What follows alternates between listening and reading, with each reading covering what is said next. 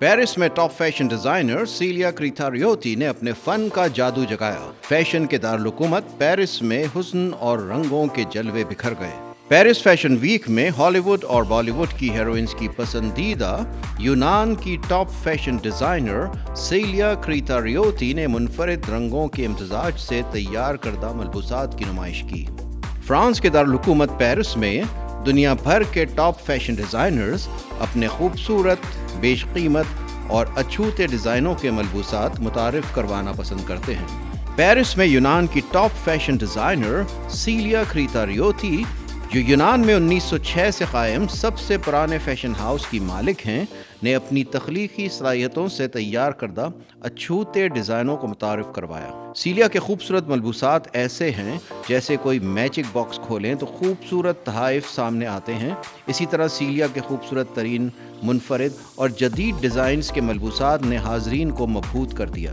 कीमती रेशम और मखमल के कपड़े पर खूबसूरत एम्ब्रॉयडरी और हाथ से तैयार करदा मुख्तलिफ रंगों और परिंदों के रंगारंग परों से सजे मलबूसात ने देखने वालों की तवज्जो खींच ली।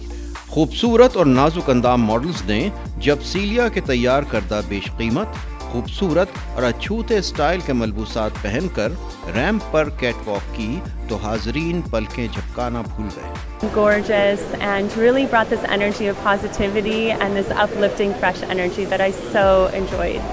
The show was super amazing. I was super excited to come here. So every dress was super beautiful. So I was very happy to be here tonight.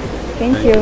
सीलिया के तैयार करदा बेशकीमत मलबूसात और कीमती फैब्रिक्स से सजे सफ़ेद उरूसी लिबास में मलबूस मॉडल जब रैंप पर आई तो इस खूबसूरत और मुनफरिद लिबास पर हाजरीन ने खूब दाद दी। सीलिया के खूबसूरत तरीन मलबूसात जेनिफर लोपेज और सोनम कपूर समेत कई फिल्मी हीरोइंस ज़ेबतन कर चुकी हैं।